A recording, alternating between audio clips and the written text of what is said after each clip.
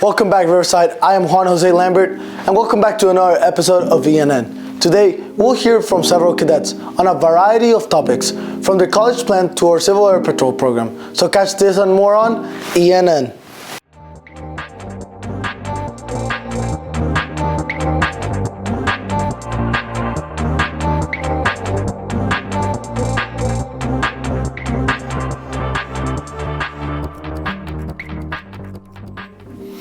As the school year moves forward, seniors are busy applying to colleges all around the country. Cadet Kashin Bukhar went around and asked our seniors what their early plans are for after graduating Riverside. Who am I here with today? Avi Safar, Andrew Tompoigo, Jonas Lewis Capo, Ishaku Bagna, Koi Fang. Christopher Solis Bonilla, Caden Verkers, Omer Cuellar. And where do you guys plan on going to college after you graduate? I'm not sure yet, but I'm aiming to get into Universidad Marista in Mérida, Mexico. West Point, The Naval Academy or UNG? United States Naval Academy. I'm still deciding where else.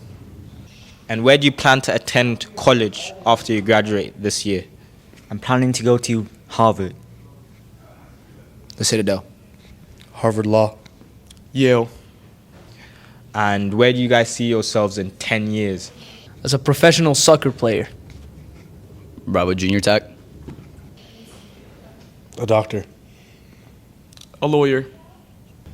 The United States Marine Corps. United States Navy, And where do you guys see yourselves in 10 years? Bravo Senior Tech. Riverside maintenance guy. Thank you very much for your time. You guys going to university? Bro. Who am I here with today? What? Wait. Christopher Solis Bonilla, When it records, it's like that. No, you should bring out. And where do you guys go? Where you? Tompoigo, Where you? In Mérida, Mexico. Very nice. West Point, And where do you plan to attend college? Riverside maintenance guy. Christopher Solis Bonilla, New teachers at Riverside have to adapt to teaching at an all-boys school that uses the military model of education. It can be very different from public high school, but our teachers work hard to give the cadets the best education possible in their classes. So, Ms. Sargent, what strategies are you using to adapt to the school's military system? So some of the strategies that I'm using is holding the cadets accountable with their time management and with their agendas and making sure that they stay on top of their studies. Okay. So, what techniques do you keep lessons to engage your students in the new aerospace stuff that you're bringing to the school?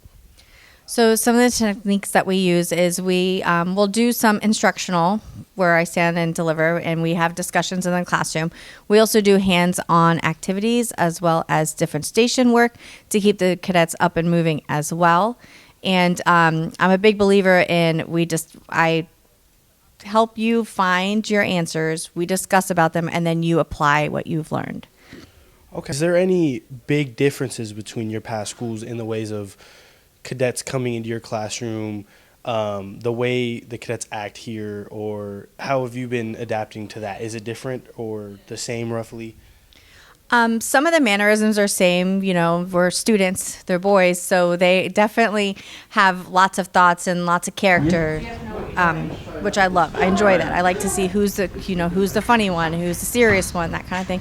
So they're all bring their own unique characteristics to every classroom. The one thing that does stand out is that they do come in and they are ready. They know their routines. So they're able to come in, check the board, write down what they need to write down, and they don't need a lot of prompting, which is definitely a positive thing. Okay, well, thank you, Ms. Sargent, for this interview. I hope you have a great school year. Thank you. Starting just over a year ago, the Civil Air Patrol program has become a favorite activity of many of our cadets. Cadet Simpson now shows us some of the growth of Civil Air Patrol program here at Riverside. My name is Isaiah Simpson, and today I'm here with Major Brian Johnson, Civil Air Patrol. Sir. What type of things can Civil Air Patrol offer our cadets here on campus? There's many type things that Civil Air Patrol can offer here on campus. One of them is some technical training, so cadets can learn about aviation. They can do some informal flights, so with O flights. We also have where they can do military type training, so they can learn to be followers, then learn to lead small teams, then larger teams, and then start taking over and doing other different aspects of leadership. Cadets can also have opportunities to earn scholarships for flight training if they would like to do that. Cadets can also go and learn emergency services training. So Civil Air Patrol has a large emergency services. Cadets can do ground team training, go out and do search and rescue, work with radios, DoD radios, things like that.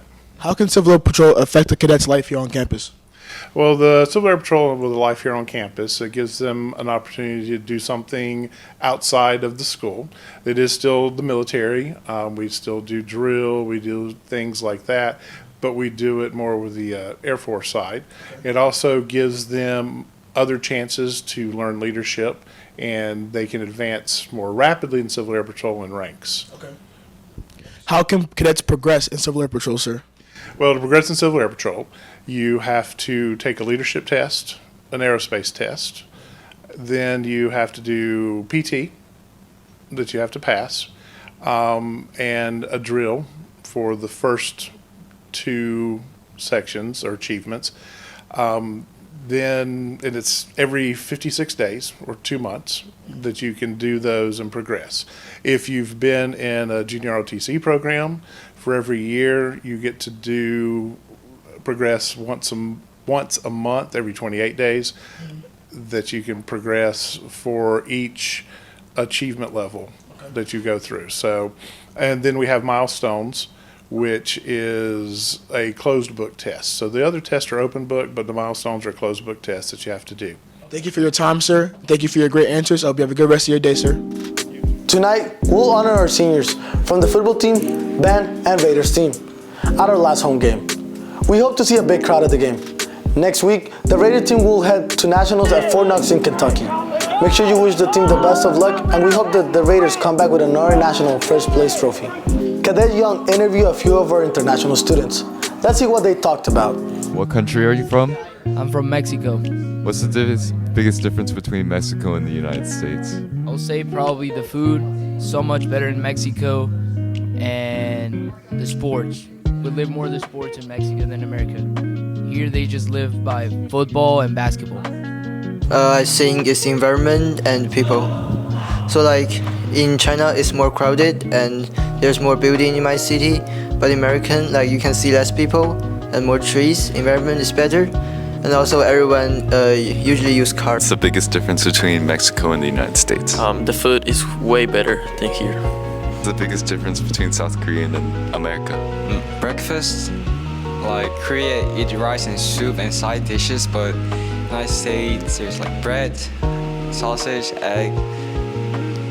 Yeah, I think that's a big difference. One thing I have to say is the weather. It's very hot and humid in Vietnam. Unlike the United States, which right now it's freezing. Another difference in Vietnam and the US is you'd see a lot of motorcycles on the streets. In the US, you only see like cars. That is all for this week's ENN. Make sure to tune in the next episode as we'll be covering more important information. I am Juan Jose Lambert and you're watching ENN.